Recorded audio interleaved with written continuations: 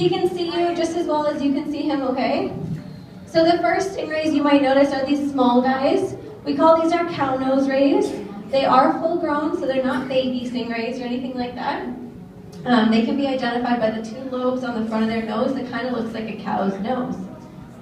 The second type of stingray you guys might notice in the tank is the one jumping all over Andrew. We call those our southern stingrays. We have about 15 of them in the tank.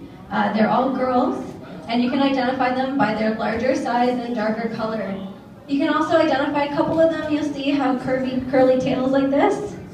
This is not an injury, it's actually a birth defect. So a couple of them have that, I think only 2 of them. The third type of stingray we have in the tank is called a rough-tail ray. He's our biggest stingray, he's the only male, and he likes to hide. I don't see him anywhere. He's about 20 years old and just over 200 pounds. Oh, I can see him coming, he's in the back there. Just in the back corner there. I don't know if any of you guys can see him, he's hiding out in the back there. If he swims around the front of the tank, I'll be sure to point him out to you guys, okay? So that sums up our 3 stingrays. What animal did I not mention to you guys? The shark, that's right. Who knows what kind of shark it is? You can just yell it out. Hammerhead. Any other guesses? No other guesses? That was a close guess. They're related, but it's not actually the hammerhead. It's called the bonnet head shark. So they're in the same family, but these bonnet heads, they can be identified by the curve on the front of their face. Hammerheads have very, very straight things on the front of their face, and the bonnet heads here are full grown. So this is as big as they get. Oh, this is our big ray right here. This is the rough-tail ray. He just went by.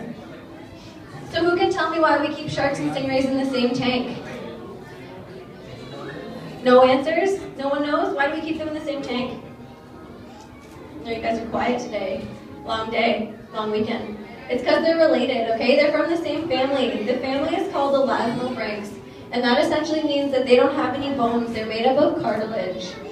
Another thing they have in common is called electroreception, and that's how they find their food. So they have sensors all over their body that they use to detect food in the water.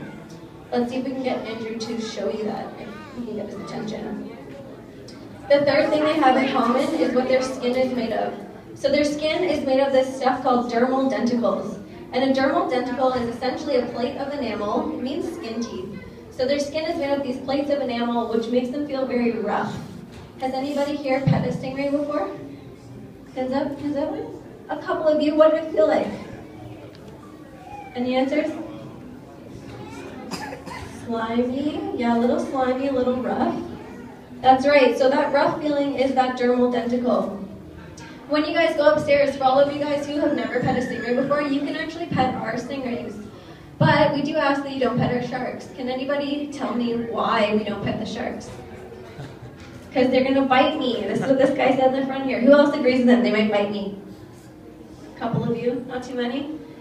They're not going to bite you, actually. They're very, very friendly, as you can see. Andrew's not scared in here.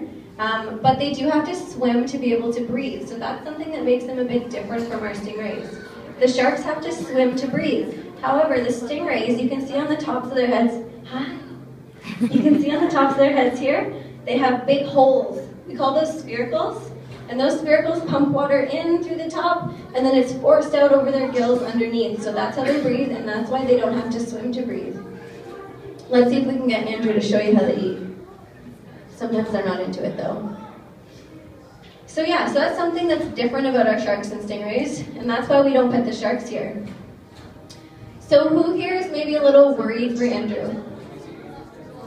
Oh, there we go. No, she can't find it. Okay, so who here is a little worried for Andrew in the tank? They're thinking maybe it's dangerous in there. I'm a little scared of a shark. I'm a little scared of a stingray. Put your hands up. Who's scared? None of you. Oh, a couple hands. I like the honesty. I think some of you are lying though. I think a little bit more of you are scared. You guys do not have to be scared of stingrays, okay? They don't want to sting you. They can sting you, but they don't want to sting you. They'll only sting if they feel like their life is in danger, because when they sting, they actually lose their stinger for about 3 to 6 months, and during that time, they're completely